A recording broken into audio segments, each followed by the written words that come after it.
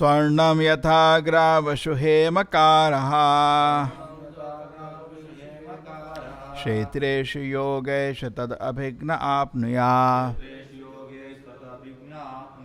क्षेत्रेषु देहेषु तथात्मयोगे अध्यात्मविद् ब्रह्म गतिं लभेता. An expert geologist can understand where there is gold and by various processes can extract it from the gold ore. Similarly, a spiritually advanced person can understand how the spiritual particle exists within the body, and thus by cultivating spiritual knowledge he can attain perfection in spiritual life. However, as one who is not expert cannot understand where there is gold, a foolish person who has not cultivated spiritual knowledge cannot understand how the spirit soul exists within the body. Recently in America also they had a huge discovery, one of the largest gold deposits. And what they found, that somebody while traveling noticed some reddish something sign, and he went there, he could see some particles of gold, and he deciphered there is gold mine below. And when they came to dig, now they know it will be a huge operation. They are only worried about environmental damage. Massive operation, so much gold is there below. So Prabhupada also says at his time, yesterday class पढ़ रहे थे ना, उनका भी एक दोस्त था. He said, I have technology, I can tell. And he told somebody that person invested but there was no gold. It's a lot of expensive. Gold ऊपर layer में नहीं आता. Gold comes below. Just like water also, there are some people, they roll coconut or something, they say you dig here for water. पानी के लिए नहीं, कुछ लोग बोलते हैं इधर पानी के लिए खोदो. बहुत जगह खोद सकते हो, but we take help of some people. They say here indicator. Similarly for oil, that is also a very big risk. It's a gamble. They dig for oil, so many hundreds of wells, you don't get oil, and first well you get oil. Correct? You don't know where exactly is oil. You are digging so many places. True. It's a very, very expensive operation. Digging those machinery is very, very expensive. Same way gold. So now who is expert can understand where there is gold by seeing the soil sample on the top. You can tell here there is proper this geology. And पहले भी लोगों को आता था. ये नहीं कि अभी आता है, पहले भी आता था. They knew how to detect gold. People are wearing gold ornaments. But they were avoiding large scale industries. They used to keep it simple, that's all. Industries were there Vedic time, but simple. Gold mines were there, simple. Gold, wine, copper, metal mines were there, simple. Okay. So now Prabhupada says, similarly, just as an expert geologist can see the surface and detect there is gold, a spiritualist can detect there is soul. उसको बोलते हैं Paramhans. What is Paramhans? शरीर को अलग, आत्मा को अलग. Then he known as a special person. Correct? How is he special? Can detect body separate, soul separate. He sees matter, he saw no soul. And he sees a living entity, he separates the soul and the matter.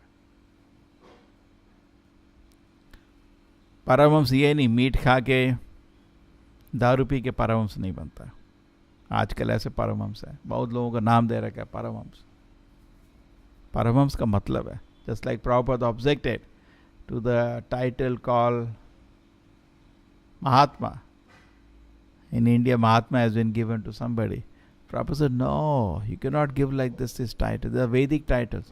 Thakur, Mahatma, ये तो बहुत बड़े बड़े title हैं. We should not make them cheap. So Mahatma means what? Mahatma means Mahatmanu Samam Partha Devim Prakritim Ashita, situated in spiritual energy. Bhajanti Ananya Manaso Gyata Bhutadim Avayam is constantly doing Krishna Bhajana. That is the Mahatma. Not simply you take a person and a rubber stamp. Any other shloka with the word Mahatma? Bahunam Janmanamante Gyanaman Maham Prapadyate Vasudeva Sarvamiti Sa Mahatma Sudurlabha. वो महात्मा बहुत rare है. क्यों? कृष्ण का total शरण लिया. ये नहीं मेरे को मालूम नहीं, शायद कृष्ण एक हिस्टोरिकल पर्सनालिटी था और महात्मा बन गए. ये बकवास. दुरात्मा. अभी आप महात्मा नहीं हो, क्या हो? दुरात्मा. हमारा जीवन का लक्ष्य होना चाहिए महात्मा बनना. दुरात्मा नहीं.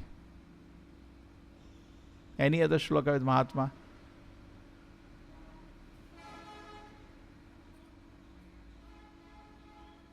So what is the main? Devim prakriti mein ashritaha. So हमारा जीवन में भी first thing we should be able to separate body and the soul. That will keep the you balanced.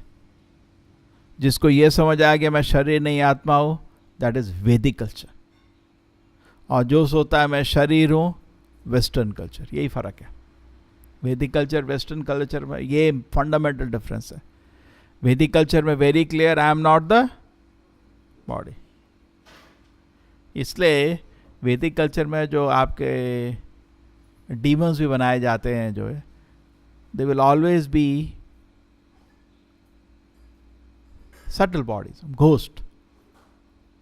यही नहीं कि कब्र से कोई आदमी ऊपर खड़ा होकर घूम रहा है. That is nonsense. In the Western movies, the demons also, because there is so much conception that I am the body, उनका राक्षस भी क्या है, कोई कब्र से खड़ा हो गया आदमी चलना शुरू कर देता है. हाँ देखे, most of them. So they can't get out of this basic thing that we are not the bodies. क्या खड़ा हो गया, आत्मा तो चले गई, वो तो शरीर मत है. इतना भी समझ नहीं आता. इतना भी समझ नहीं आता. अरे शरीर तो मर गया, शरीर तो हमेशा मृत था. जब आत्मा ने छोड़ दिया वो गया, अब वो कब्र से कैसे खड़ा हो सकता है. कितना वेस्टर्न मूवीज आप देखो, जब हॉरर सीन क्या होता है, कब्र से कोई आया, कोई आदमी कब्रिस्तान के पास भाग रहा है, मेरे को तो ऐसे ही याद है. और कोई कब्र से बाहर खड़ा होकर आदमी ऐसे ऐसे चलने लग गया, उसकी एक आंख टूटी हुई, जैसा मरा था वैसे ही. ऐसा थोड़ी होता है. ये तो मेडिकली भी बकवास है. मेडिकली भी बकवास है. डॉक्टर को ही मालूम है जब शरीर का चला गया उसके बाद हो गया, उसके बाद थोड़ी वो हिलता पुलता है. Very strange. ठीक है.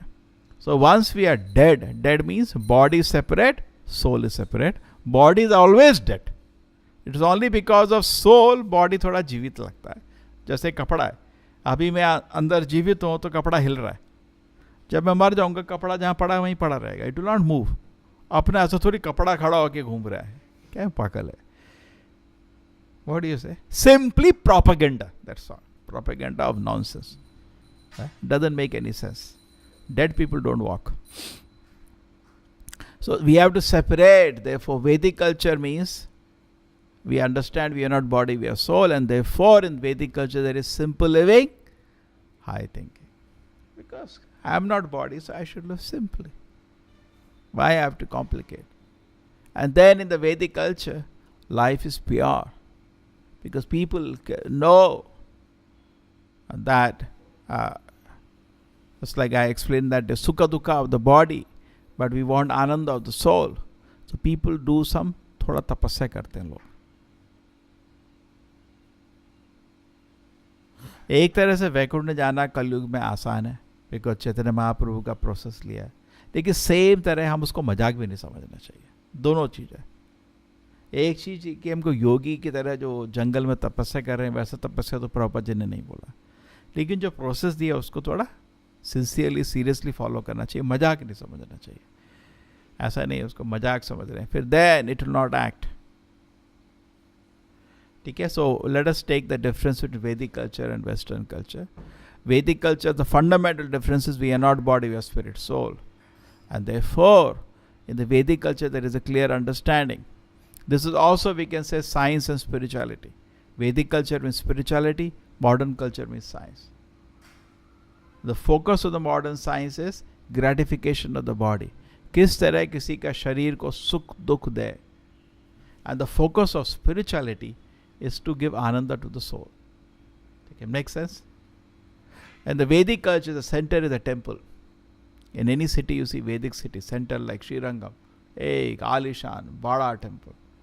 And the Western culture, center is the mall. And nowadays, mall, liquor bar.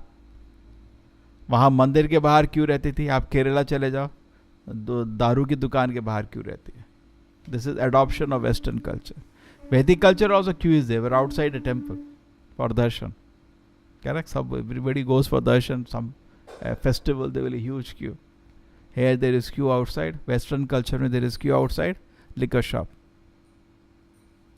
So Vedic culture is for self purification. Western culture is for sense gratification. Okay? So like that we can develop so many differences. So Mahatmano tu mam partha devim prakriti ashrita. This is very important. Devi prakriti. Shri Radha Govinda ki. So once we understand we are not body, we are spirit, soul. The soul wants to drink devim prakriti, spiritual energy. So in this world, either is moving. The world is moving either by Mahamaya or by Yogamaya. So expert who can discriminate, he knows which is spiritual energy, which is material energy. Asatsanga, Tyaga. What does it mean by Asatsanga, Tyaga? It does not associate with material energy, associates with spiritual energy. समझ आ गया? हमारा तथा शक्ति है. हम जैसे समुद्र के कोने में बैठे, अब तो पानी में जा सकते हैं, जमीन में आ सकते हैं. क्या है? Spiritual energy, metal energy. Now एक तो चीज़ समझ आया, जैसे एक्सपर्ट जियोलॉजिस्ट है वो पता कर लेता है कहाँ पे सोना है नीचे. ठीक है, प्रॉपर जी बोल रहे हैं, बात क्यों हो रही है, ये बात क्यों हो रही है. दैट मीन ऐसे लोग थे पहले, इसका डिस्कशन क्यों हो रहा है अभी. Just like an expert geologist के ने बता सकता है कहाँ पे नीचे सोना है, ऐसे लोग थे पहले. तो सिमिलरली ऐसे लोग स्पिरिचुअली भी ऐसे लोग होते हैं जो पता कर लेते हैं ये शरीर है, आत्मा है, आत्मा पे ध्यान रखते हैं, शरीर को उतना वैल्यू नहीं देते, मेन वैल्यू आत्मा को देते हैं. शरीर को नेग्लेक्ट नहीं करने का, क्योंकि वो व्हीकल है, उसको मेंटेन करने का, but real thing is the soul. In the same way, now one more level I am extending here is that Chaitanya Mahaprabhu says the qualification of a Kanishta Bhakta is Asatsanga Tyaga E Vaishnavachara Stri Sangi Ek Krishna Bhaktara. ये तो दो लोग हैं, असत हैं, स्त्री संगी and Krishna अभक्त. ये दुनिया में 99% लोग स्त्री संगी हैं और सिमिलर परसेंटेज मोस्टली, अगर बोलते भी हैं 99% ही ले सकते हैं लोग कृष्ण अभक्त, भगवान को नहीं मानते. भगवान क्या है कुछ बोलते हैं, भगवान कुछ पावर है, कुछ एनर्जी, ये भी कृष्ण अभक्त हैं, ये सब भी नास्तिक है. जनरली लोग नास्तिक हैं. जो भगवान के रूप को स्वीकार नहीं करता वो नास्तिक आदमी है, आस्तिक नहीं है. क्या है वो? नास्तिक. लोग तरह तरह से डिफाइन करते हैं नास्तिक. कुछ लोग बोलते हैं शास्त्र को जो स्वीकार करा वो आस्तिक, शास्त्र को स्वीकार नहीं करा वो नास्तिक. लेकिन शास्त्र में तो डिक्लेयर किया है ना, भगवान का रूप है और पुरुष है.